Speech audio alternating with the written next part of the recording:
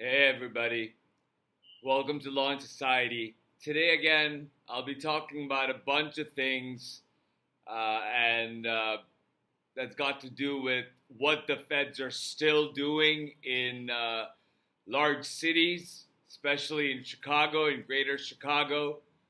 Talk about what's happening with the East Wing debris. It's we're still processing the loss of part of our history, and I believe that most of the country is shocked by it, but definitely there are other more immediate things that makes America afraid for its well-being on an individual basis. That is the basic sustenance of food and basic health care. And so everything is up in the air for so many and regarding so much. And what I can do is talk about it and inform you about it so you can go and check out the references in the reference description box of this video, and you'll see the stories that I'm essentially summarizing for you. I'll start out with the police assaulting clergy in Chicago. I have to say, I am not happy about state police assaulting clergy, Governor Pritzker. They need more specific information to hold the line between protesters and the feds while feds carry out their federal duties, so it's not an obstruction of their federal duties like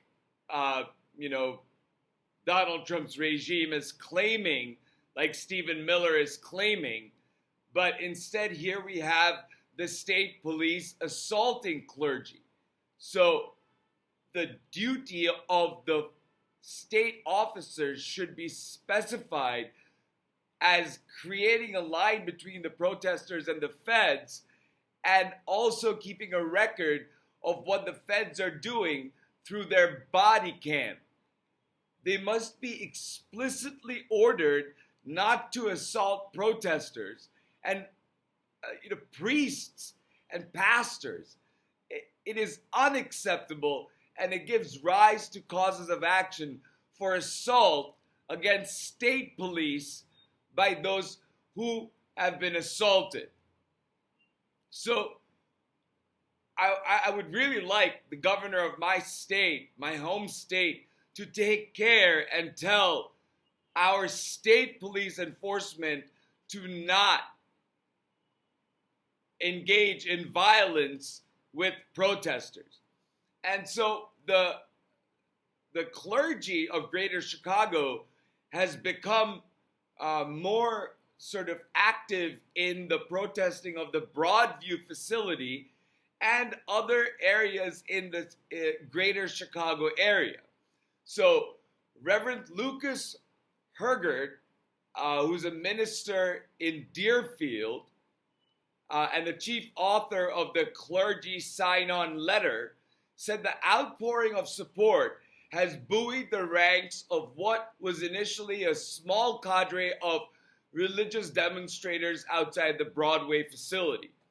Over the past 2 months, the pastor said he has witnessed agents lash out at demonstrators with rubber bullets and tear gas, the latter of which he experienced himself. That's done indiscriminately by ICE agents, said Hergert, who pastors North Shore Unitarian Church in Deerfield. It's almost like a glee that they have. They're like turkey shooting, or it's absurd and obscene and unconstitutional and illegal for you to assault peaceful demonstrators, but that's what ICE agents are doing. And with the assault of Hannah Cardin, we see that state police are also assaulting. So that has to be stopped. Pastor Herger goes on to say the fact that we have people who are in our neighborhoods, in our communities, our churches, who are just being kidnapped, disappeared into these vans with blacked out windows and masked agents. It's really a moral crisis. It has catalyzed people across a broad spectrum, including far-right clergy who have come out against ICE detentions.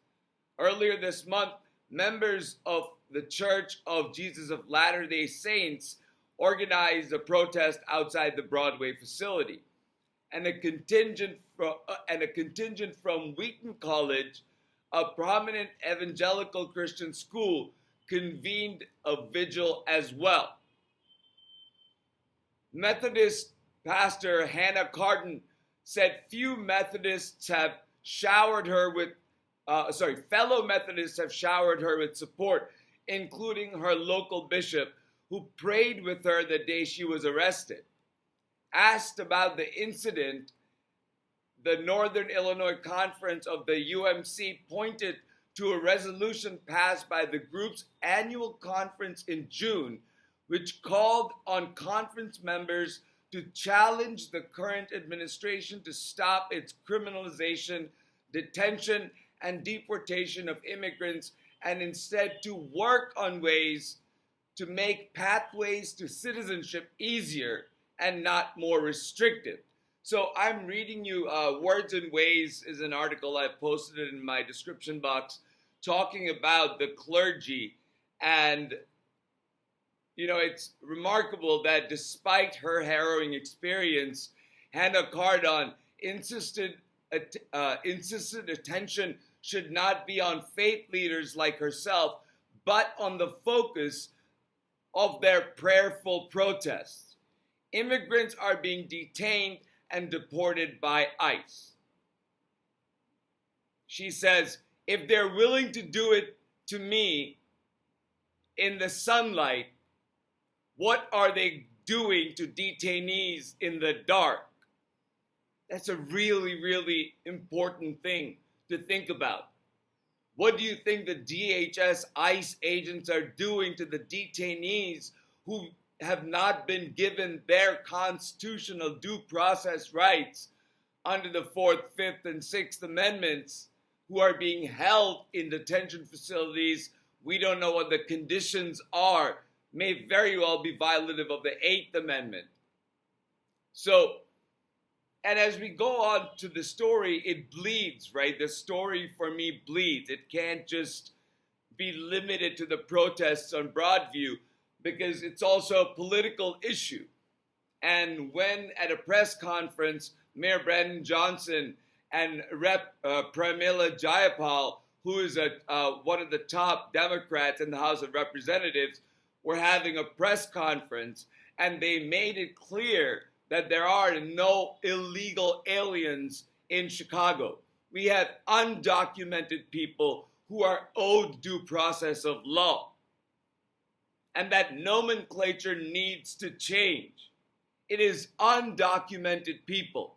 No human being is illegal. And I've posted the video of Mayor Johnson forcefully pushing back against that, saying that at one time, people like him were called slaves. Do you want to bring that back as well?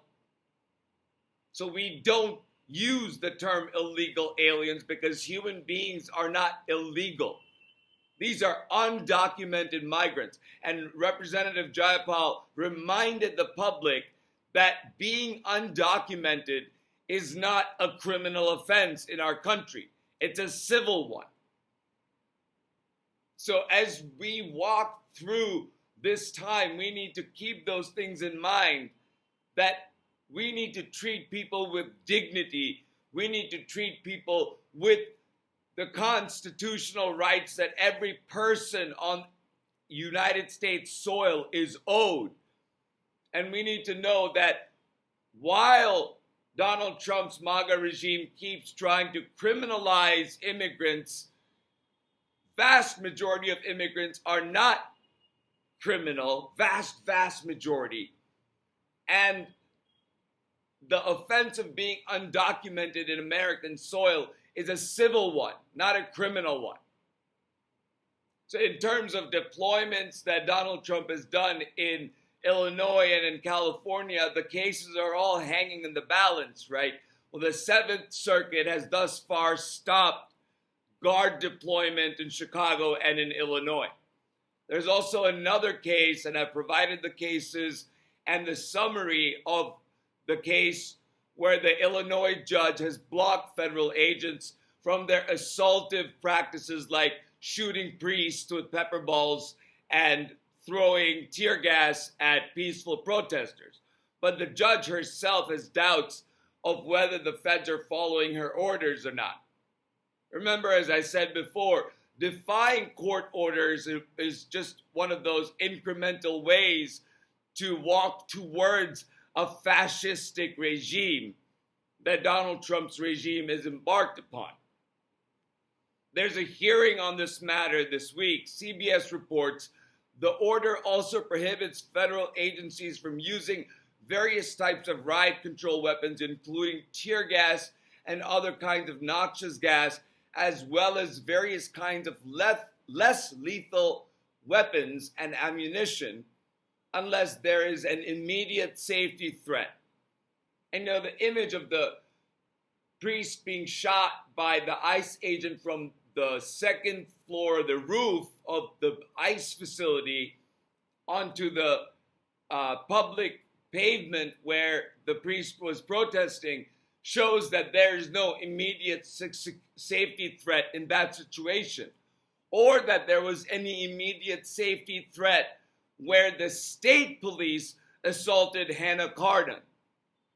So there's also a case in the Ninth Circuit where a 2-1 panel ruled that put a stay on the lower court's ruling that barred the guard from deployment in Oregon, meaning the Ninth Circuit's full bench of 29 judges have put a stay on their own court's order, which had put a stay on the deployment of guard to Oregon, meaning the guard cannot go into Oregon, Portland, Oregon, until the whole Ninth Circuit decides what to do with the case.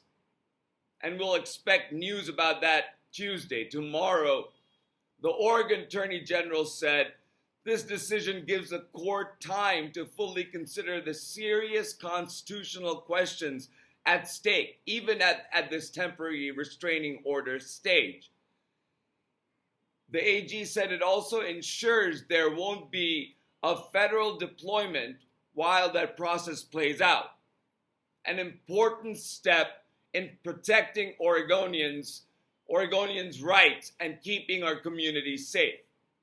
So at this point, pretty much everything is up in the air.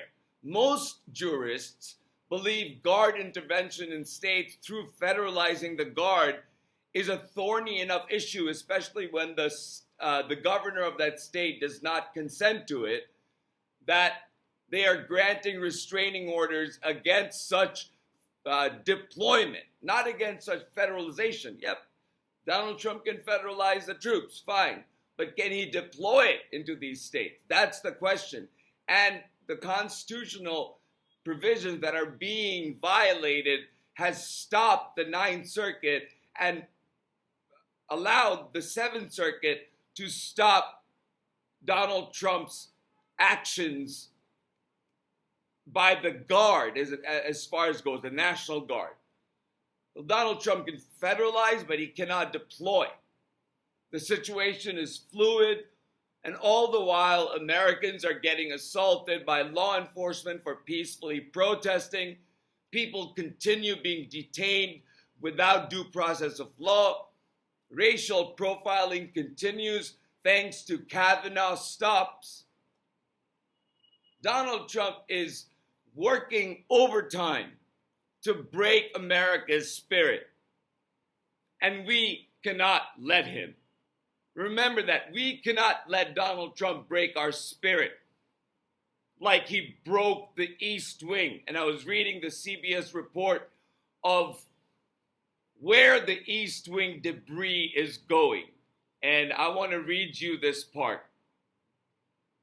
CBS report that I provided in the reference section. It was built in 1902 during Theodore Roosevelt administration and completed in the 1940s. Some dirt from the grounds has been taken to Haynes Point Parkland that sits on the Potomac River just across the Ronald Reagan National Airport. The White House has said that some of the construction debris, like wood and plants, may be sent to nurseries throughout the National Park Service. The red and gray truck carrying bits of the East Wing crossed from D.C. into Maryland and exited the highway. It entered Smith Industries, a vast scrapyard that sits next to railroad tracks. Hard-hatted workers on forklifts zigzagged among the trucks. Hydraulic claws hoisted heaps of twisted refuse into one machine. Another ran a full whir, spitting out bite-sized pieces that could be sold and eventually recycled. The truck pulled onto the scale, headed towards the debris field, and disappeared from there. About 40 minutes later, after dropping off its load and a bit of history, the truck drove away from the yard. So I wanted to give you an idea of where the East Wing's debris went, because I didn't want to end the story with they destroyed the East Wing, that maybe some of us can go to that Haynes Point Parkland and feel the East Wing there, or maybe we can, go to the nurseries and buy those plants that was once part of the East Wing. And maybe some recycled parts of the debris will end up in people's gravel or people's houses somewhere. I don't know what they're recycled for, but it will be everywhere. And I mean, that I think is in a way for me, that's the only thing we have left, is this feeling of the East Wing being everywhere. It's everywhere. It's not going to go away from our memories. And while Donald Trump destroys the East Wing, and while we talk about the debris of it, there's this letter that surfaced earlier this year about what CPAC plans to do about the, keeping Donald Trump in for a third term. And so it's important that I read to you this sort of absurd note that they have given to themselves. And here it goes. The subject is the case of presidential tenure reform. By the way, I have done a wargaming of the 22nd Amendment that I've put into the reference box as well as this letter image that was reposted by reporter Olga Nestorova, and you can read it yourself. This press conference will explore the case for reconsidering presidential term limits, arguing that extended leadership can be crucial during times of national crisis and economic development, drawing on historic examples like Franklin Delano Roosevelt's 4-term presidency.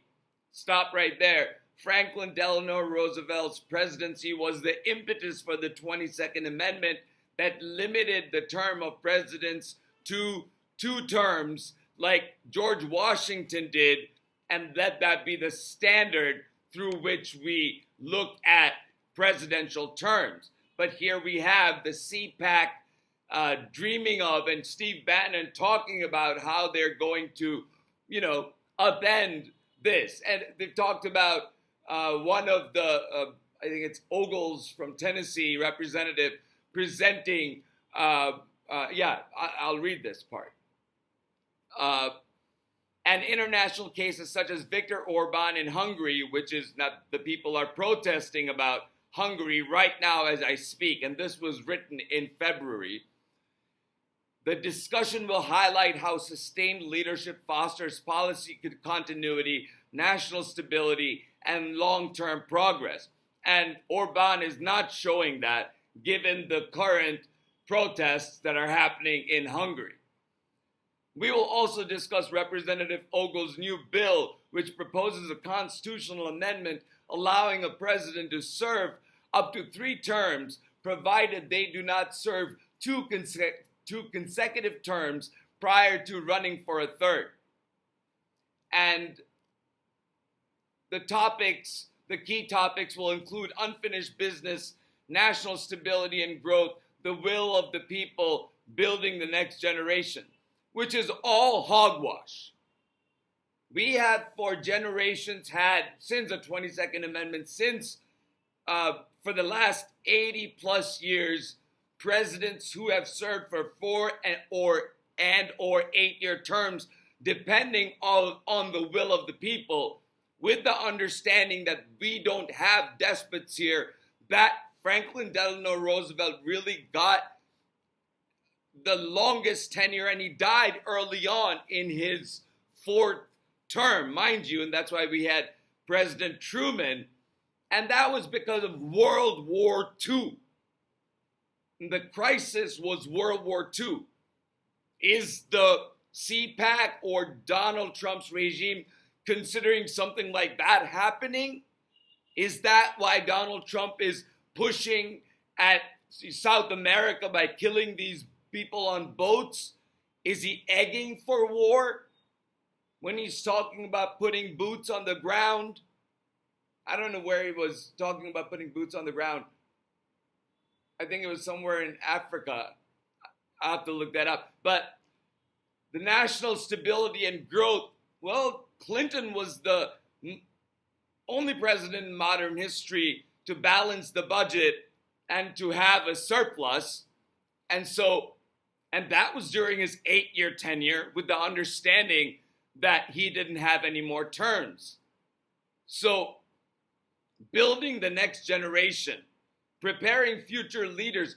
You prepare future leaders by showing them what our country is about. We don't have kings in our country. We don't have despots in our country. And because of what happened with President Roosevelt, there was the 22nd Amendment that was ratified by 3/4 of the states that said that a president's tenure is limited to 2 terms. And now, if you want to do a constitutional amendment, you need 3/4 of the state, and I guarantee you you're not going to get that. So with that, I want to come to the last topic, which is by no means the least. It is perhaps and probably the most important topic that I'm going to talk about, which is how we can help right now in the time of crisis. I have provided links to food pantry information in the description box of this video. I provided information about places where I have lived. So if you're not in one of these areas, all you have to do is Google food pantry near me, and Google will give you a list. Usually every town has at least one. And in terms of being frugal, carpooling to go to those places to help them out with your time, or by taking non-perishable canned goods, and where they allow produce, if you're a farmer that has surplus, to give it to these places. That is how you can help people in the country, because people are going to go hungry because SNAP assistance ends in 4 days, and there doesn't seem to be a possibility that the government is going to open in 4 days, short of some emergency session that Thune and Johnson bring to the floor that allows Americans to have their basic health care their SNAP, and their dignity.